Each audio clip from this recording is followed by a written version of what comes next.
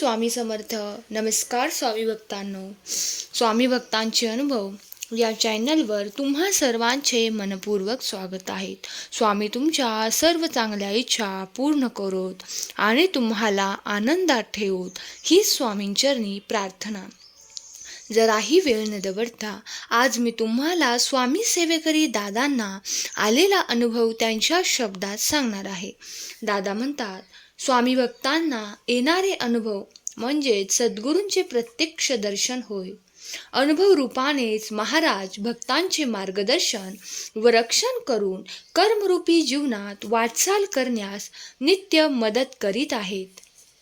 श्री स्वामी समर्थ महाराज भक्तांसाठी प्रत्यक्ष मृत्यूलाही परत पाठवून भक्तांचे रक्षण करतात. याचा प्रत्यक्ष अनुभव माझ्या जीवनात घडून आला. सद्गुरूंच्या आशीर्वादामुळेच माझ्या आयुष्यातील भयानक दुर्घटना टळली. श्रावण महिना असेल.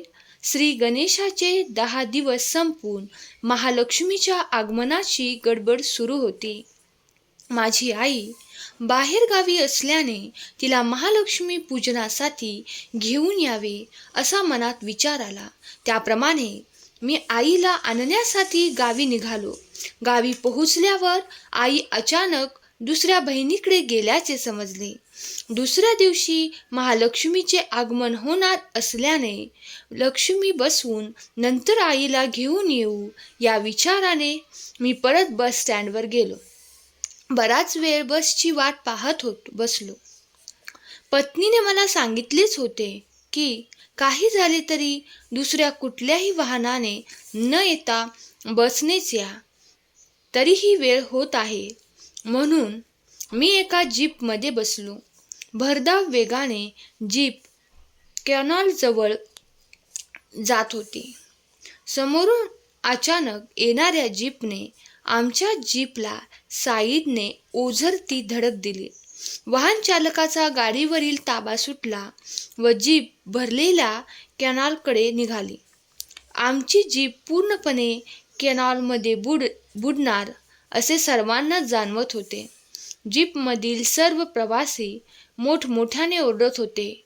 मी मात्र डोळे बंद करून फक्त महाराजांचाच धावा केला.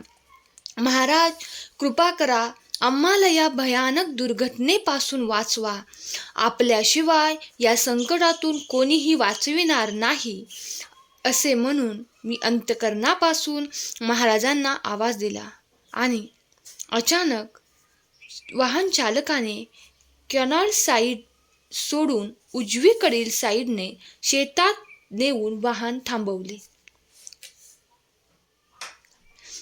त्यानंतर आम्ही सर्वजण जाऊन त्या धडक देणाऱ्या दुसऱ्या जीपच्या वाहन चालकास जाब विचारला असता त्याच्याकडून विचित्र उत्तर मिळाले की वाहन चालकाने किन्नरजवळ जीप चालविण्यास दिली होती.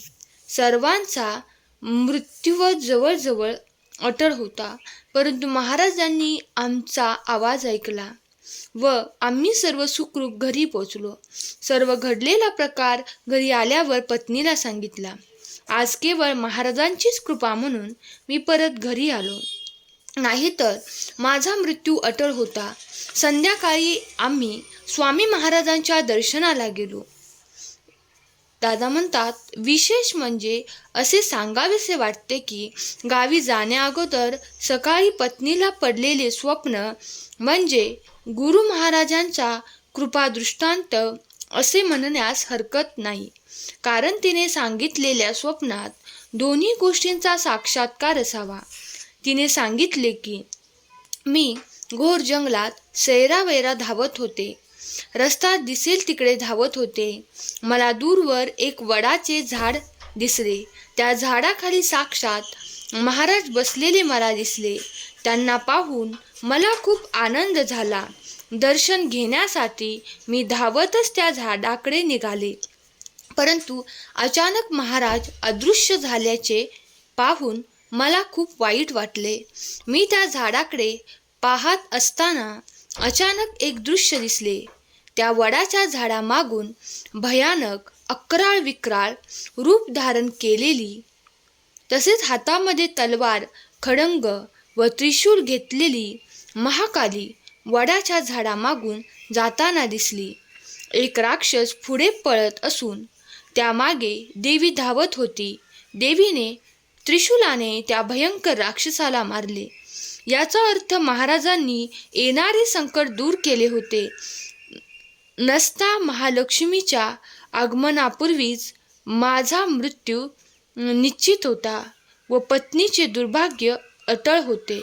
परंतु महाराजांच्या आशीर्वादाने या भयानक घटनेचे रूपांतर पुढे सुखी जीवनात झाले. स्वामींनी मला मृत्यूच्या धाडेतून वाचवले.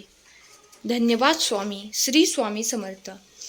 स्वामी भक्तांनो, स्वामी सेवेकरी दादांचा अनुभव तुम्हाला आवडला असल्यास कमेंट बॉक्समध्ये श्री स्वामी समर्थ लिहायला विसरू नका. धन्यवाद.